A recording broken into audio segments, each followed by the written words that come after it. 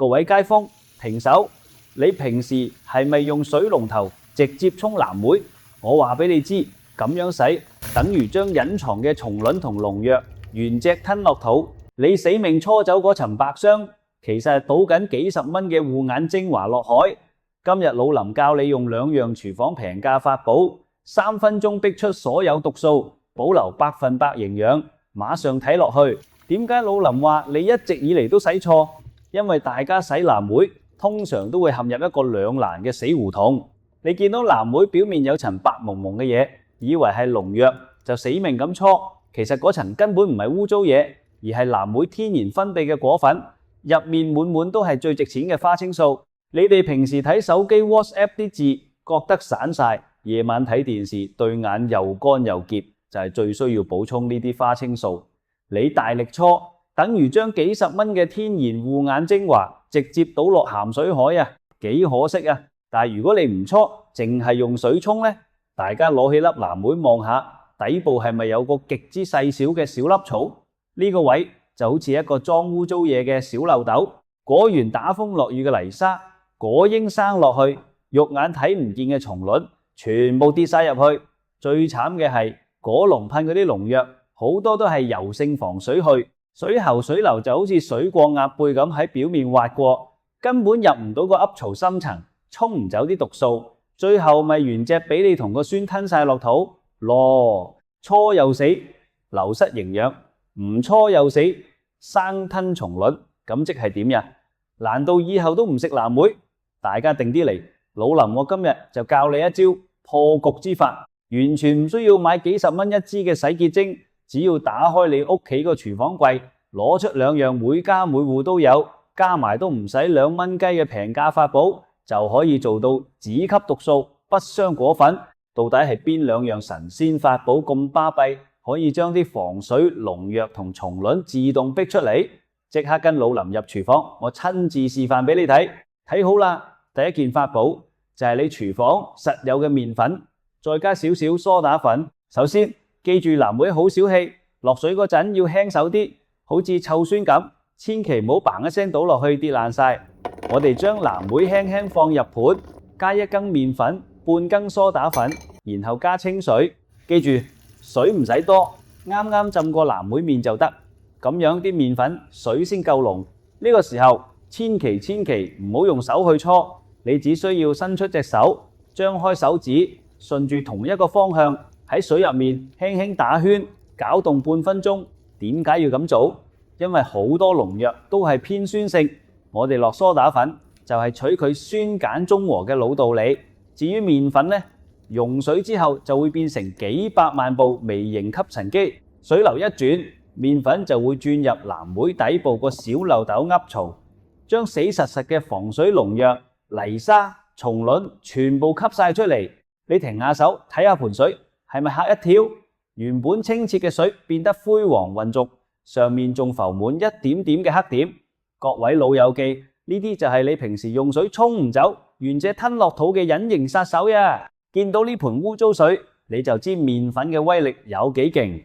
清走咗泥沙同蟲卵，仲有肉眼睇唔見嘅細菌，點算？倒咗盆污糟水，我哋出第2件法寶食鹽，換個盆乾淨水，加1小羹鹽攪勻，將藍莓放落去，浸一個殺菌浴。鹽水可以深入微小縫隙，徹底消滅殘留細菌，等腸胃弱嘅老人家同孫仔食得安安全全。不過老林要俾個溫馨警告大家，浸鹽水3到5分鐘就夠，千祈唔好超時。好多街坊以為浸得越耐越好，其實錯晒。浸得太耐，藍莓會瘋狂吸水，到時食落去腿滋滋、水汪汪，完全冇晒爽脆爆汁嘅口感啦。記住，夠鐘就即刻撈起，浸夠鐘啦，馬上進入最後一步。我哋將藍莓撈起，放落筲箕，攞去洗碗盤度。記住，水喉千祈唔好開大喎，開到好似幼線咁嘅細水流就得。喺水下面輕輕搖晃個隔水籃，沖走表面嘅鹽水同麵粉。大家睇下，經歷完麵粉吸附、鹽水殺菌、清水過冷河呢3步，你望下而家啲藍莓粒粒乾淨通透，底部凹槽一塵不染。最神奇嘅係咩？你睇下，表面呢層白蒙蒙嘅果粉依然完好無缺咁黐實喺度，咁即係話我哋不但只將蟲卵、農藥連根拔起，仲100%保留咗最珍貴嘅護眼花青素，一粒都冇爛，咬落去依然脆卜卜，鮮甜多汁。藍莓洗得咁靚，營養100%保留咗，但係咪就咁一粒粒擺入口就最吸收到呢？老林今日賣大包，加碼教你一個令花青素吸收率翻倍嘅黃金食法。好多老友記中意將藍莓加落熱麥片，或者用熱水浸住食，話怕生冷，大錯特錯呀！花青素最怕熱，一個60度就會死晒。幾十蚊買返嚟嘅營養又係白白浪費。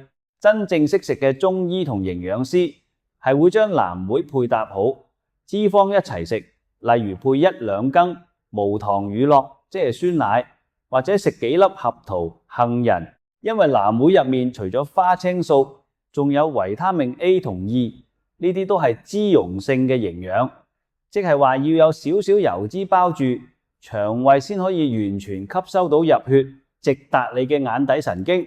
仲有藍莓雖好，但係老人家一日食15到20粒就足夠晒，食得太多，果糖超標不特止，仲容易引致胃酸倒流。少少地日日食，對眼先會越來越精靈。最後老林再送多個保鮮避坑貼士俾大家，好多老友記中意買返嚟一次過洗乾淨擺落雪櫃，咁樣係大錯特錯。藍莓一掂水就好快壞，正確做法係食幾多洗幾多，未食嘅原刻放雪櫃保鮮。各位街坊，健康嘅生活，長壽嘅身體，其實從來都唔係靠食咩仙丹妙藥，而係由我哋每日生活入面呢啲微小嘅細節，一點一滴咁累積返嚟嘅。洗錯藍莓看似係一件小事，但長年累月食落肚嘅毒素對身體嘅影響絕對唔可以忽視。特別係我哋老人家抵抗力差，更加要注重飲食衛生。今日老林教大家呢個麵粉加鹽水嘅獨門清洗法，成本唔使幾毫子，但就可以換嚟全家人嘅健康平安。你話係咪好抵呢？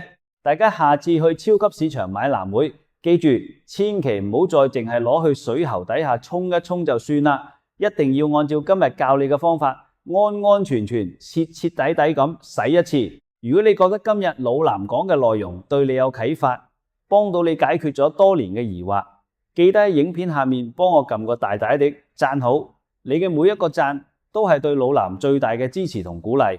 仲未訂閱林氏有方嘅老友記，記得撳埋個訂閱按鈕同埋旁邊個小鈴鐺，咁下次老林有最新嘅健康資訊，你就可以第一時間收到通知啦。最重要嘅係獨樂樂不如眾樂樂，好嘢要識得分享。記住將呢條影片轉發去你嘅 WhatsApp 家庭群組、長者中心群組，分享俾你身邊嘅親戚朋友同老友記，等大家以後都唔使再食蟲卵落肚，一齊食得健康，活得長壽。多謝大家收看今日嘅林氏有方，我哋下一集再為大家拆解更多你唔知嘅健康迷思。老林同你下次見，拜拜。